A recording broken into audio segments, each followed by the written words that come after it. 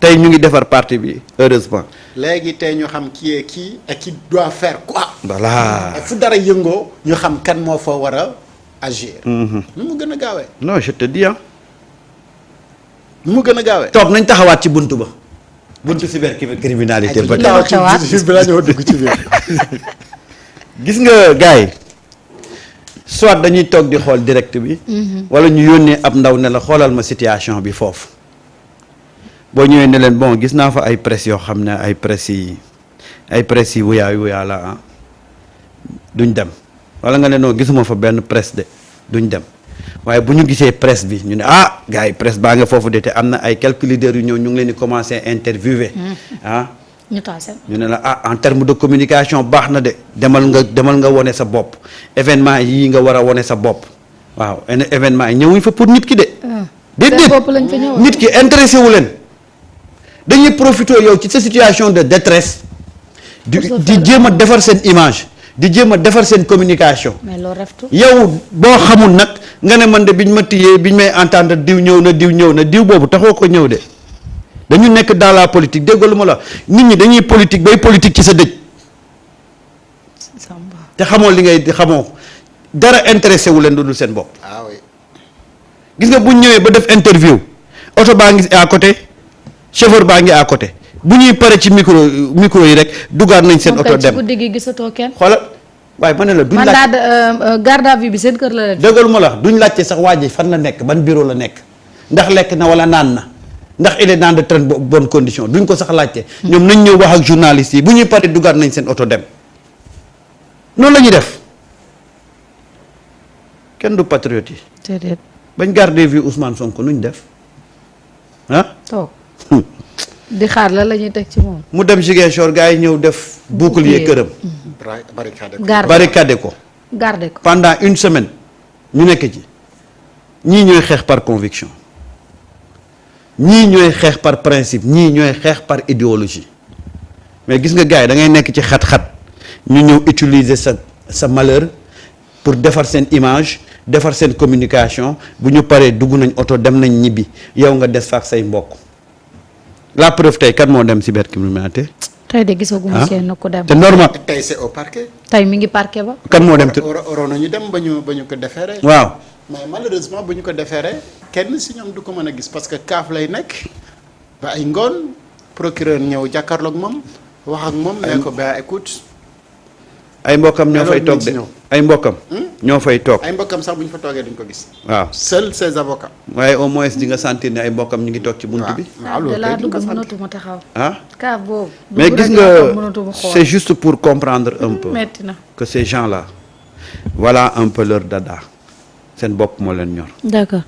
ku ci jóg naan Sénégal ku ci jóg naan Sénégal. Sénégal ñor mais na. seen bopp moo leen ñor. mais Samba. toujours bu ñu taxawee ci bunt bi. démb quand même j'ai identifié trop de problèmes pour le Sénégal. ah bon. trop de problèmes. Lesquels? le trop de problèmes là mooy ñi nga xamante ni ñoo ñëwoon ci buntu cybercriminalité nee ni dañuy soutenir Badara Gadiaga. Je sais que ces gens là ils sont venus mais ils sont pas venus par conviction. Effectivement ils sont venus parce que li Samba wax nii loolu lañ doon wër. mooy dañu bëggoon un coup de com'. Des gens yi nga xamante ni dans leur discours ils t'expliquent pas pourquoi ñoom ils doivent condamner ces propos là. mais xamuñu ne ñoom. ci lu gën a yées loolu nit critiqué na leen ko ñoom si ni ñuy doxee mais ñu bëgg a rey seen bopp. waaw. xam nga dans cette affaire après les gens vont dire wala son avocat va essayer de défendre ne Badara Gadiaga li mu wax ñi di ko toppee division de fausse nouvelle du division de fausse nouvelle dina jéem a wax ne li mu wax du discours contraire aux bonnes mœurs dina jéem a wax ni. Badara Gadiaga offensé wul le premier ministre mais dafa offensé le leader parti politique bi nga xamante ni moom mooy Ousmane Sonko mais y a problème. Ça veut dire donc offense bi moom jëm na ko nangu quoi. alors bële dafa jéem a sukkandiku ci li ñuy wax contumace pour wax que ni du offense parce que xam nga lu tax ma évoqué le contumace mooy Badara Gadiaga dañ ko toppee division de fausse nouvelle waaye. discours contraire aux bonnes mœurs et offense à une personne ayant attributaire des prérogatives du président c'est-à-dire am na ay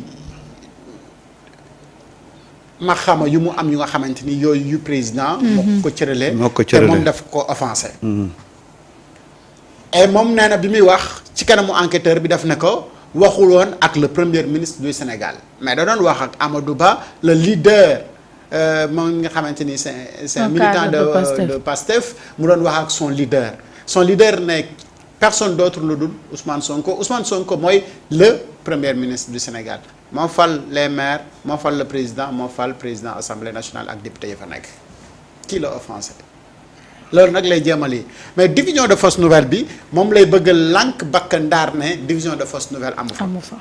Alors lu tax division de fausse nouvelle nee na amu fa. mooy que ni lii Badara Gadiaga wax daf ko wax sur la base d'un jugement ban jugement mooy entre Adji Sarr ak le contumax Ousmane Sonko n'est plus un contumax.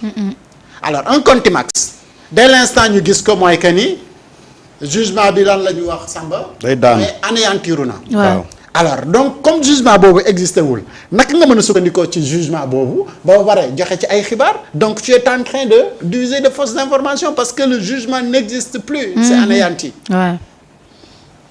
yaa ngi gis fi avocat bi jafandoo fi mu jafandoo xam nga baaxul. baaxul de fi mu jàpp dëgërul. waaw discours contraire aux bonnes mœurs kay mooy ci digg penc mi ñëpp di la seetaan ngay waxu yu nga xamante ni maa di taal nopp mënu ci dem mënu koo dégg. après xam nga quelques minutes après. Sam quelques minutes après. waaw comme man damay surfer sur internet j'ai tombé sur une information comme quoi que Jamra a porté plainte à Bibis.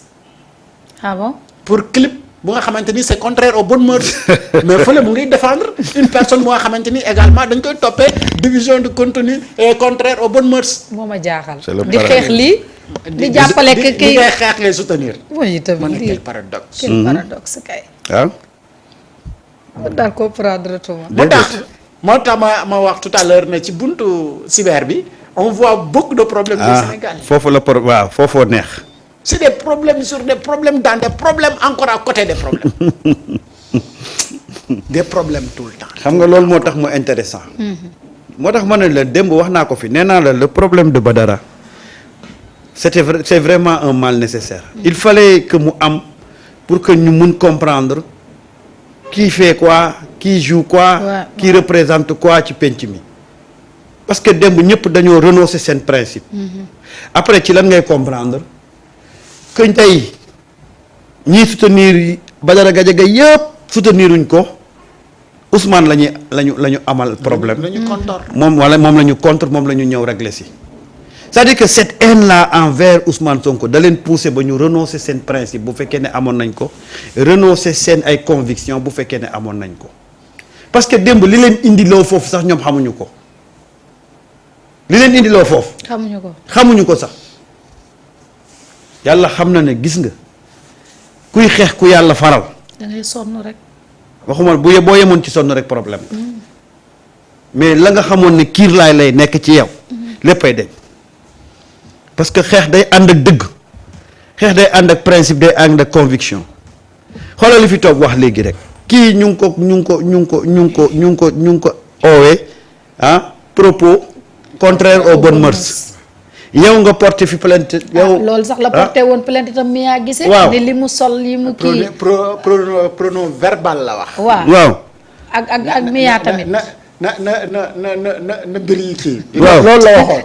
waaw yóbbu na fi Mia Guissé moom yéegante wàcc ba fee ndax nee na Mia li muy def c'est contraire aux bonnes mœurs. waaw nee na refrain bi daal dafa kii. waaw am na dugg ci biir daal. waaw waru cee wax loolu waaw refrain bi waaw. mais c'est contradictoire li muy mais xeex. kii toog ci télévision. ajjuma ñu di la seetaan ay kilifa ak ay mag. toog ak seen njaboot certainement di seetaan. mais ngay waxu ci wax. non mais c'est-à-dire wax yu teggiin amul benn teggiin xam nga comme ñemewu ma koo wax nii rek mooy que ne amul teggiin. non c'est-à-dire que sax. xam nga man damaa wax benn affaire. oui. képp ku jël propos Badara Gadiaga ne amul problème. répété ko. waxuma la répété de mais jëlal sa waajur nga teg foofu. loolu de beneen problème la. nga xool. non sa waajur su la méttiwul. gis nga bala ngaa sa way juróom sax sori na moom ci boppam rek na jël turam def. mu xool. sentiment bi muy am moom ci boppam. waaw bala ñu koo tag ci way juram loolu mooy problème bi.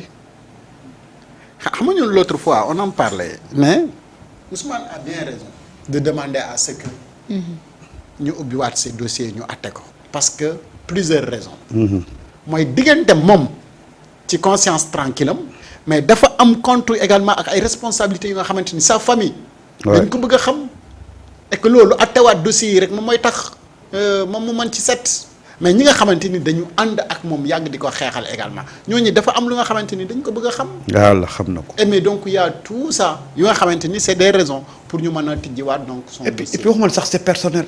Top c'est personnel. tey boo demee ba si nga am benn dossier boo xam ne yow Top dafa laa naqari nga ne man damaa bëgg lii ñu attewaat ko kooku c'est personnel am nga ci sañ-sañ. ah. c'est personnel lu ci yónni nit. dara.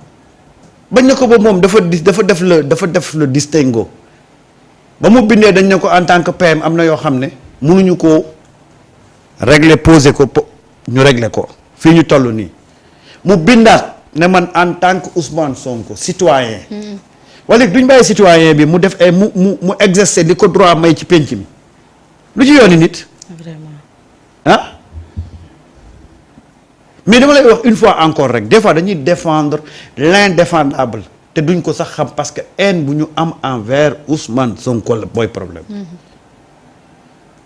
loolu nag moo tax fi mu nekk nii seen ñoom ñëpp ñu weeru ñoom ñëpp parce que tey bu ñu ku ci nekk boo demee cybercriminalité ba ñibbi yow xool mouvement ak organisation bi nga représenté nga lire charte bi xool yow fa nga demoon ah bu fekkee ne am na looy bañ da ngay xëy démissionner de ne man nag nekkatuma ci li ma sama kuréel bi yebalee woon parce que et voilà un peu ce qui est intéressant à retenir dans ce feuilleton là que aujourd'hui ce feuilleton de Badara Gadiaga ak li muy ridicule yépp mais ça nous a permis aujourd'hui de savoir maintenant qui est qui fait quoi, qui joue quoi dans ce pinch là xam nga toujours des fois gars yi dañ naan non bu leen ci attardé si dañ ciy attardé xam lu tax parce que ñun on ne se focalise pas sur la personne de Badara Gadiaga mais on se focalise sur